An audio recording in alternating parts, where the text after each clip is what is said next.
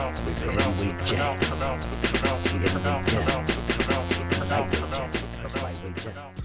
sources are telling CNN that the woman who set off a massive manhunt in Colorado is now dead. She was found dead, and we're hoping to hear from officials there momentarily to learn about the circumstances surrounding all of this. And the FBI tweeting just a short time ago, there is no longer a threat to the community. All of this stemming from the search for an armed woman described as infatuated with the Columbine high school massacre, 18-year-old Sol Pais.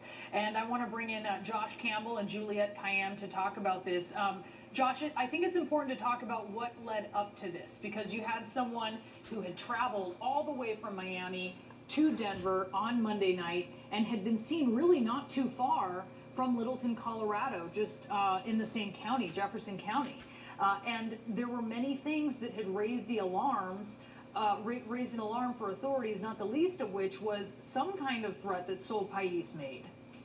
Just incredible work here by law enforcement coast to coast. And, I think it's important that we stop and praise their work when we see these types of instances. You go back to that tip that came into the FBI there in Miami, and we don't know exactly what that was, whether this was a tip from the public or an informant or some type of technical tip, that we don't know. But that was quickly shared with officials in Colorado. And this is why the FBI fuses together from coast to coast with all these offices to share information, so that when they get threat information one location that may impact another, it's quickly shared. That then went to Colorado. They determined that this woman who they thought may have been a threat actually purchased a shotgun there in the area, and then the manhunt ensued. We saw they took that incredible step of locking down all of these schools because this had risen to the level of concern that they thought that she might be a threat, not knowing where her specific target was. That then led to Josh, I want to interrupt you. This is Jefferson County having a news conference. Let's listen in. Schools.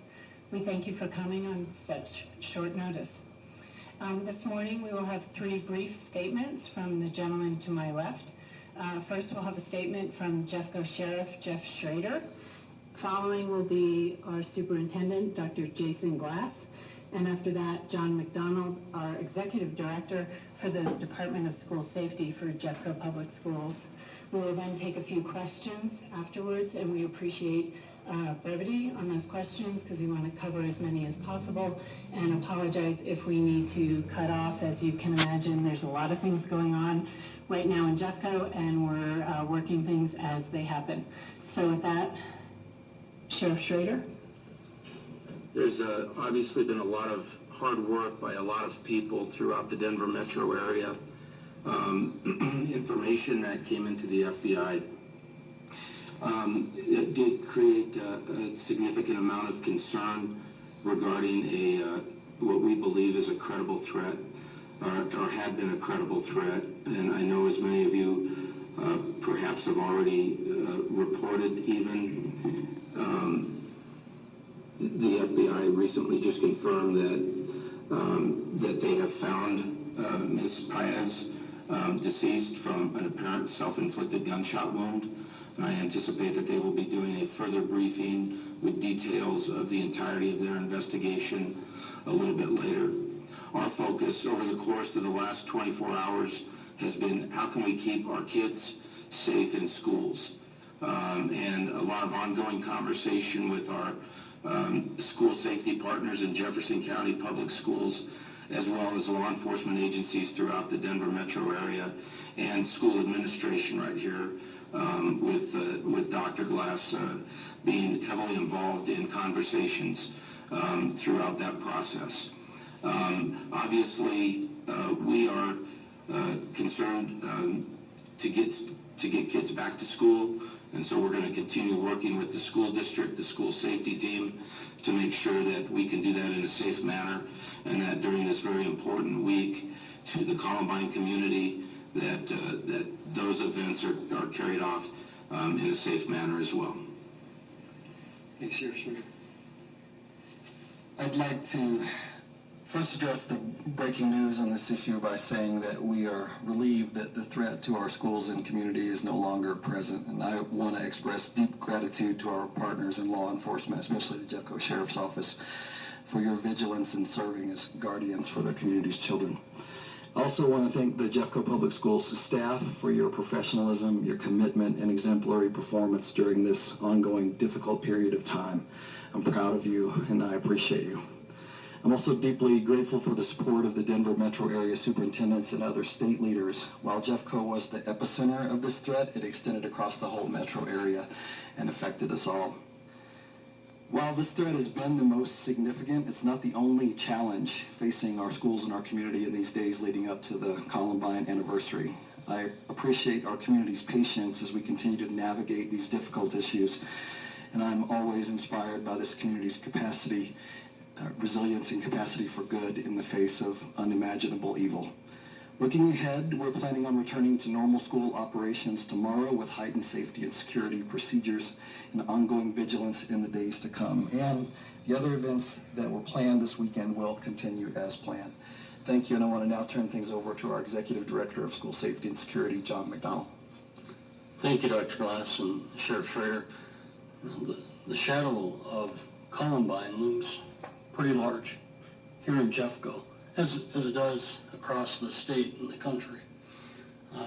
For us, the partnership that we have with the Sheriff's Office is something pretty special. There are a lot of lessons learned in 1999. Probably the biggest lesson was breaking down the silos and the ability to train together, to work together, to constantly communicate, to keep our 86,000 kids safe across this district is a foundational aspect of what we do. And when this threat came in, we are used to threats, frankly, at Columbine. This one felt different, it was different, and it certainly had our attention. We base our decisions based on the best intel we have at the time.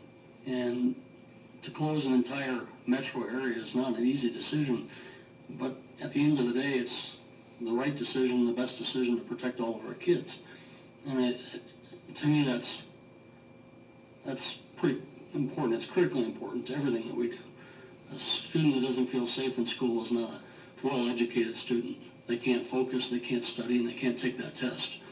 So we are blessed in Jeffco, frankly, to have support from 7 different law enforcement agencies that provide us school resource officers that are helping us protect our kids each and every day. I'm very thankful that this threat is over and we can get back to the business of learning. But we know that Columbine continues to attract people from around the world.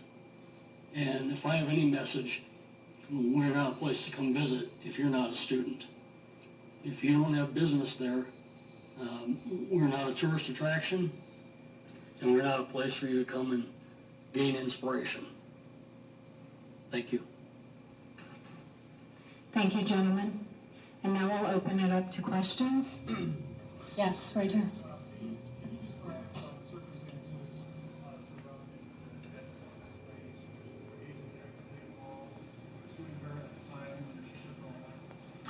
I don't have that information, but I believe she was found on a search. But again, the FBI will be doing a more comprehensive briefing. They're currently processing the scene where her body was found to determine all of the factors that would lead to those conclusions. I don't know if she was, I don't believe that they were in active pursuit at the time that she was found dead, but again, they'll confirm that and the details surrounding it.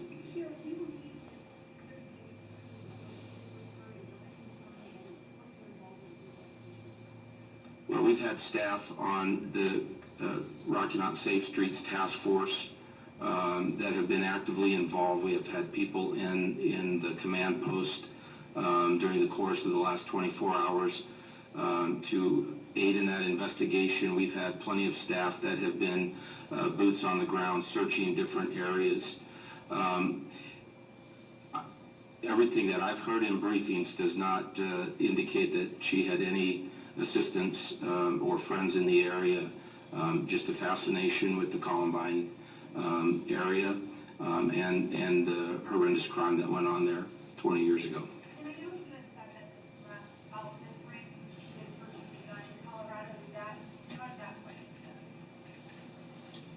this? Well, for me, looking at school shooters and the history of what we've seen for the last 20 years, there's some real indicators that we look at. The fact that she was committed, purchased a plane ticket, not only purchased a plane ticket, but made that journey that pilgrimage to Columbine. Once she got into our area, purchased a gun.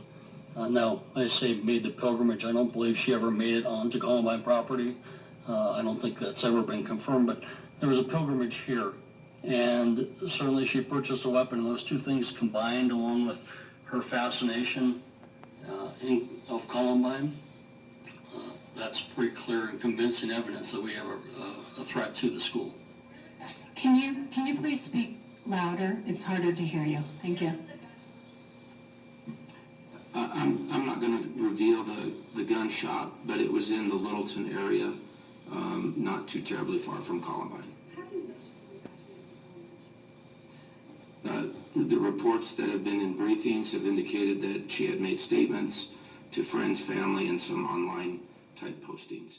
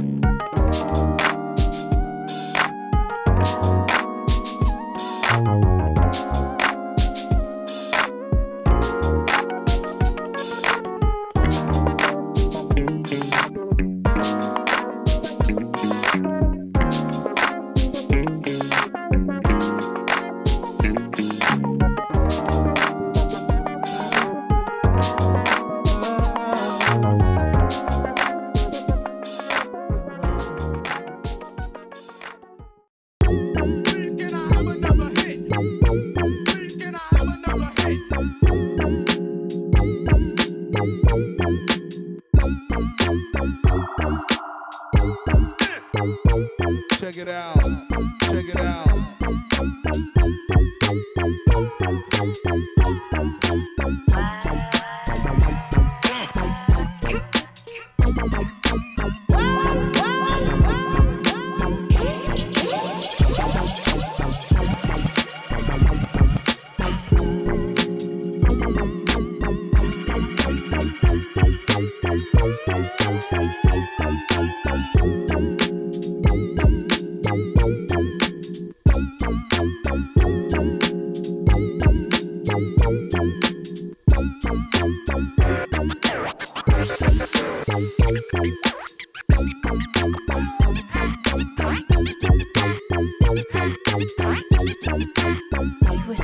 He was so decrepit.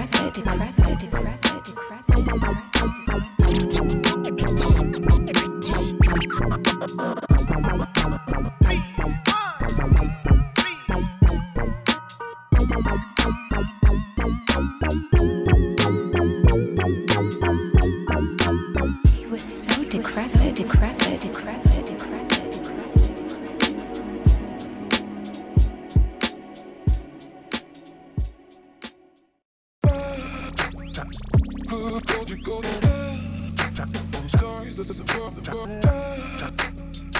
Who told you go to stories this is above the world? Who told you go to stories this is above the world?